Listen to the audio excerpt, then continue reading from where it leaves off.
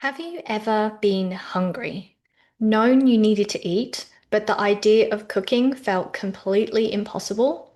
Not because you're lazy, not because you didn't care, but because the whole process just felt like too much? Hi, I'm Dr. Jessica Bays. I'm a researcher in nutritional psychiatry, and I focus on how nutrition impacts mental health, particularly in autistic adults. A lot of conversations around food focus on what people eat, but cooking itself can involve sensory demands, planning, transitions, energy, and executive functioning. And for many autistic adults, that can make cooking feel genuinely overwhelming.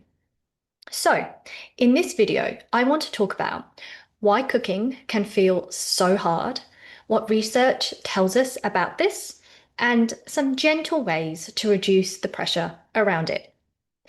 Now, one of the reasons cooking can feel so difficult is because it's not actually one task.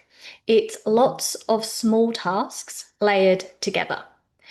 Cooking often involves deciding what to make, checking ingredients, planning steps in order, managing time, tolerating smells, textures, and noise, cleaning up afterwards. And all of that requires mental and sensory energy. So when people say, just cook something, they're often overlooking how many processes are involved. Cooking can also be very sensory. There might be strong smells, heat, steam, loud appliances, wet or sticky textures, sizzling sounds, or uncertainty around how the food will turn out. And unlike eating a familiar, safe food, cooking can feel much less predictable. That unpredictability can increase stress and overwhelm, particularly during periods of burnout or fatigue. This is also something we can understand through research.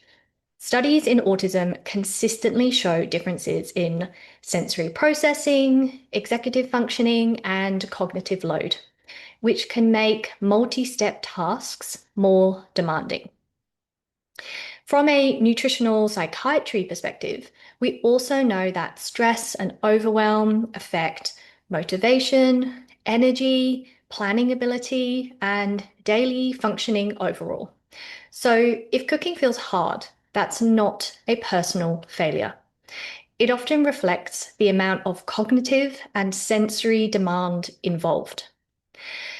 I think there can also be a lot of shame around this, particularly because cooking is often framed as something adults are supposed to be able to do easily. So people might feel embarrassed, guilty, or like they're failing somehow, especially when they compare themselves to others. But struggling with cooking doesn't mean you're incapable or irresponsible. It means your system is overloaded, your energy is limited, or the task itself is simply too demanding in that moment. If cooking feels overwhelming, it can help to reduce the number of demands involved. Not because you need to become perfectly organized, but because lowering the load matters. Some people find it helpful to use pre-prepared ingredients, repeat the same meals regularly, keep a small number of reliable options, choose foods with fewer preparation steps, or separate cooking into smaller stages. Others might cook at quieter times of the day, sit down while preparing food, or rely more on convenience foods during burnout. And importantly, convenience does not equal failure. Sometimes the most supportive meal is the one that's actually manageable. From a nutritional psychiatry perspective, consistency matters more than perfection. Eating something regularly is more supportive than aiming for an ideal meal that never feels possible to make. So, reducing pressure around cooking can actually support well-being, not undermine it. If cooking feels difficult for you, you're not alone in that. And it doesn't mean you're lazy, failing, or not trying hard enough. Sometimes cooking is genuinely a high demand task. I'd really value hearing your experience in the comments. What part of cooking feels hardest for you? And you might also find some of my other videos helpful as well, so check those out. And if you're interested in more evidence-based neuroaffirming approaches to nutrition and mental well-being, please consider subscribing. Thanks for watching, and I hope to see you next time.